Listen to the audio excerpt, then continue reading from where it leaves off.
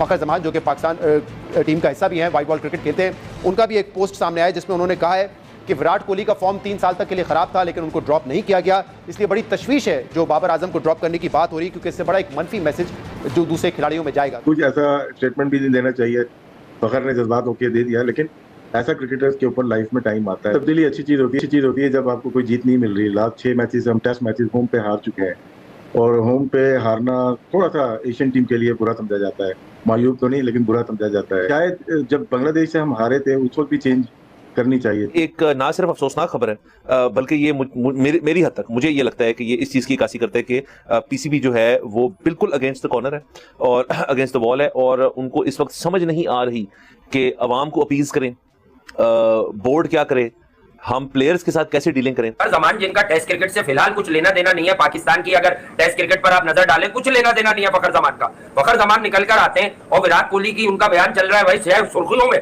कि वो विराट कोहली को भी 3 साल तक परफॉर्मेंस और एवरेज स्टैटिस्टिशियन बने हुए हैं फखर जमान, और एवरेज कोट कर रहे हैं विराट कोहली के 3 साल के कि T20 में उसका इतना था। मुझे तो वो आपा बुआ याद आ गई कि हाय T20 में इतना था, हाय ओडीआई में इतना था, हाय उसका टेस्ट में इतना था, पर इंडिया उसे खिलाता रहा। मतलब क्या पोर्ट्रे करा रहे हो यार। सबसे पहले तुम्हें हम कहते थे कि तुम्हारी जगह खाई इन्होंने T20 क्रिकेट में, तुमने कंप्रोमाइज किया, तो आज फखर जमान तुम निकलो ये झूठ बोलने कि बाबर को ड्रॉप करना ठीक नहीं है। लेकिन पाकिस्तान की टीम जिस जगह पे खड़ी हुई है वो मतलब अच्छी चीज नहीं नजर आ रही, क्योंकि पाकिस्तान में एक ही चीज है जो स्पोर्ट्स है, वो क्रिकेट है, जो कि यूनाइट करती है पूरे पाकिस्तान। जी एक 1.5 साल से या 2 साल से देखे हमारी परफॉर्मेंस बहुत बुरी जा रही है तीनों फॉर्मेट में। पहले फखर का ट्वीट आया, हसन अली का ट्वीट आया, और तो और आमिर जमाल साहब ने भी ट्वीट कर दिया, और ट्वीट में उन्होंने अगेन कहा कि विराट कोहली भी आउट ऑफ फॉर्म था, कोई नहीं बोला।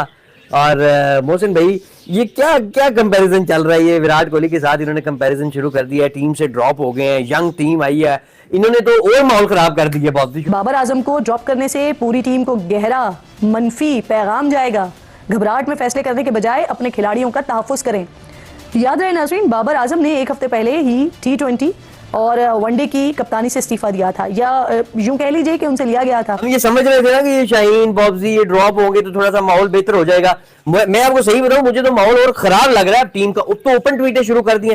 पहले जो लड़ाई ड्रेसिंग रूम के अंदर थी, पहले जो लड़ाइयां ऐसे बातों मतलब की हद तक बाहर आती थी, अब तो ओपनली एक किस्म की ट्वीटें कर रहे हैं। शाहीन शाह अफरीदी और नसीम शाह के साथ आपने नाइंसाफी और ज्यादती की थी, ऐसी फ्लैट पिच बनाकर जिसमें फास्ट बॉलर्स के लिए कुछ भी नहीं था और वो उसमें कुछ भी नहीं कर सके। और सबसे पहले तो ये कि आप अपने इस टेस्ट सीरीज से पहले 5 रोजा मैच था, इससे पहले आप वनडे कप खेल रहे थे, आपकी तैयारियां नहीं थी, और ऐसी फ्लैट विकेट पर फिर आप बड़ी बुरी तरह हारे। आपकी तरफ से ये देखने को नहीं मिल रहा है, आपने कोई भी पीछे इतने अरसे से लेके, चाहे वो T20 है चाहे वो टेस्ट मैच क्रिकेट है, कोई मैच विनिंग स्पेल आपकी तरफ से देखने को नजर आ नहीं रहा है, और मेरे ख्याल से ठीक डिसीजन। दोस्तों स्वागत है आपका फिर से क्रिक पर। मैं हूं मनीष, और की सबसे वायरल न्यूज, पाकिस्तान के सुपरस्टार बाबर आजम, उनको टीम से ड्रॉप कर दिया है। जब से उनको निकल बाहर किया है तो तब से विराट कोहली ये नाम पाकिस्तान से बहुत सुनाई दे रहा है। तो तब से पाकिस्तानी लोग बोल रहे हैं कि विराट कोहली को भी रेस्ट दिया गया था, उसके बाद में विराट कोहली ने क्या शानदार कमबैक किया था, तो बाबर आजम को भी रेस्ट लेना चाहिए था, और बाबर आजम को रेस्ट दिया है, थोड़ा सा फ्रेश हो जाएगा और उसके बाद से फिर से परफॉर्म करना शुरू कर देंगे। तो ये आप लोगों की गलत फहमी है पाकिस्तानियों। पहले तो बता देना चाहता हूँ कि विराट कोहली को रेस्ट दिया गया था, विराट कोहली ने रेस्ट लिया था, और बाबर को यहाँ पे ड्रॉप किया गया है। चाहे आप कितनी भी कोशिश कर लो छुपाने की, उसको बोल दो कि रेस्ट दिया गया है, पर नहीं। बाबर आजम का जो ड्रॉप है उसको रेस्ट दिखाने के लिए बेचारा है कोलेटरल डैमेज नसीम शाह, और उसके बाद में शाहीन शाह अफरीदी, इनको भी टीम से जो है हाथ धोना पड़ा, कोलेटरल डैमेज। और बेचारा वो सरफराज अहमद तो बेंच पे बैठा था इतने दिनों से, वो तो टीम में भी नहीं खेल रहा था, किंग 11 का हिस्सा भी नहीं था, फिर भी बेचारे को घर पे जाना पड़ा है, क्योंकि बाबर आजम का ड्रॉप जो है वो रेस्ट दिखाने के लिए। तो एक्चुअली आपके पीसीबी में ये जो है ऐसे प्लानिंग चलते हैं, आपको पता ही है, सालों से चलते आ रहे हैं। तो दोस्तों इस वीडियो में हम वही देखने जा रहे हैं जो बाबर को ड्रॉप किया है। तो फखर जमान ने उसका कंपैरिजन विराट कोहली से किया है, तो उस बारे में पाकिस्तानी गाली दे रहे हैं, ये कैसा किंग है, तो साला खुद के घर में एक टेस्ट मैच नहीं बचा पाया बांग्लादेश से, इंग्लैंड से तो छोड़िए, वो काहे का किंग। तो इस वीडियो में हम वही देखने वाले हैं दोस्तों। चलिए फिर देखते क्या बातें कर रहे हैं। ख्याल में ये दुरुस्त फैसला है सिलेक्शन टीम का, पीसीबी का, जो उन्होंने बाबर आजम, शाहीन शाह अफरीदी और नसीम शाह को ड्रॉप किया है? देखिए तब्दीली अच्छी चीज होती है जब आपको कोई जीत नहीं मिल रही। लास्ट 6 मैचेस हम टेस्ट मैचेस होम पे हार चुके हैं, और होम पे हारना थोड़ा सा एशियन टीम के लिए बुरा समझा जाता है, मायूब तो नहीं लेकिन बुरा समझा जाता है। शायद जब बांग्लादेश से हम हारे थे उस वक्त भी चेंज करनी चाहिए थी, बाबर आजम को रेस्ट देना चाहिए था, शान मसूद खुद रेस्ट ले लेते, और एक आध प्लेयर शाहीन आफरीदी को भी दे देना चाहिए था, लेकिन वहाँ पे ऐसा नहीं हो, क्योंकि एक टेस्ट इंग्लैंड का खेलते उसके बाद 2 टेस्ट में वापस आ जाते, लेकिन ऐसा नहीं किया उन्होंने। ये पिछला टेस्ट आ रहे और बड़ी चेंजेस की हैं, और जो प्लेयर्स लिए हैं, जो निकाले हैं, उसमें 2 बड़े नाम हैं। नाम तो सारे बड़े हैं, लेकिन 2 बड़े, सरफराज अहमद पाकिस्तान के कप्तान जो जीते हैं चैंपियन ट्रॉफी, और बाबर आजम। 2 फास्ट बॉलर, नसीम शाह उनकी शोल्डर की इंजरी है थोड़ी थी, और शाहीन आफरीदी और अबरार अहमद अनफिट हो चुके हैं, बुखार था उनको या जो भी प्रॉब्लम थी वो टीम के साथ नहीं है। बाबर आजम बड़ा प्लेयर है, मेरे ख्याल से जावेद मियाँदाद हो, यूनुस खान हो, यूसुफ हो, इंतमाम हो, ज़हीर अब्बास, माजिद खान, जो भी है, सब पे बुरा टाइम आता है और वो फिर अपने वर्क करके वापस आते हैं।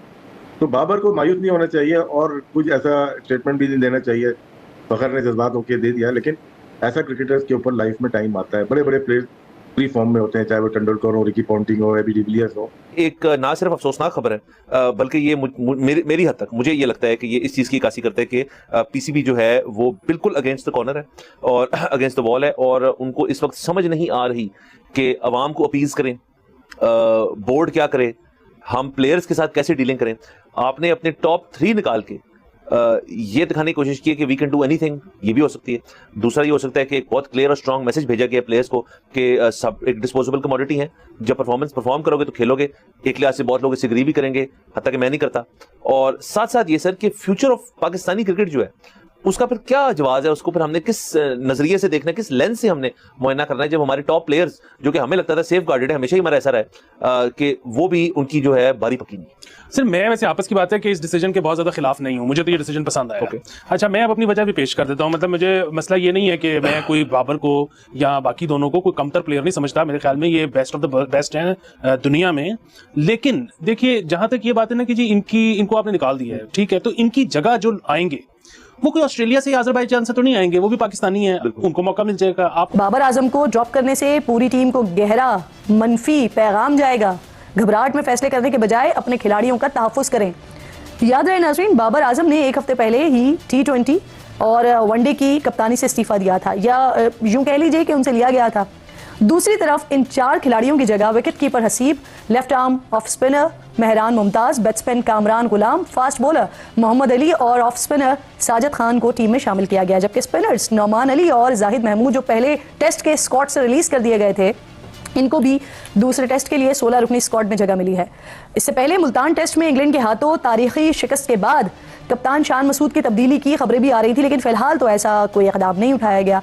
अलबत्ता उड़ती उड़ती बातें सुनने में आ रही हैं कि इस सीरीज के बाद टीम में काफ़ी तब्दीलियां होने जा रही हैं। आज सुबह chairman Pakistan cricket board Mohsin Naqvi की ज़ेर सदारत पीसीबी का अहम इजलास हुआ है, जिसमें कौमी टीम की हालिया कारकर्दगी का जायजा लिया गया है। शाहीन शाह अफरीदी और नसीम शाह के साथ आपने नाइंसाफी और ज्यादती की थी, ऐसी फ्लैट पिच बनाकर जिसमें फास्ट बॉलर्स के लिए कुछ भी नहीं था और वो उसमें कुछ भी नहीं कर सके। और सबसे पहले तो ये कि आप अपने इस टेस्ट सीरीज से पहले 5 रोजा मैच था, इससे पहले आप वनडे कप खेल रहे थे, आपकी तैयारियां नहीं थी और ऐसी फ्लैट विकेट पर फिर आप बड़ी बुरी तरह हारे। पहली इनिंग्स में दोनों टीमों ने मिलाकर 1379 रन बनाए, लेकिन फिर पाकिस्तान की टीम प्रेशर में आई और जो सेकंड इनिंग में पिछले 5 टेस्ट मैचों में हुआ था वही छठे टेस्ट मैच में भी हुआ। तो ये नीजर्क रिएक्शन है, अगर इसका सीरीज का इंतजार कर लेते, लेकिन उन्होंने ये सोचा कि अब नए कॉम्बिनेशन के साथ ट्राई करते हैं। वही पिच होगी जिसपे 1379 रन बने थे पहले 4 दिन में, उस रोल करके उसी को पानी देके पिच बनाया। कोशिश ये होगी कि इस पे स्पिनर ज्यादा काम आए और इसीलिए पाकिस्तान ने 3 स्पिनर्स अपने 16 रुकनी स्क्वाड में शामिल किए। ये तो पहले सोचने की बात ही नहीं है, शायद से मेरा बड़ा खेल के बारे में बड़ा बेसिक नॉलेज है, लेकिन आप एक टीम को अपने मुल्क में इन्वाइट कर रहे हैं।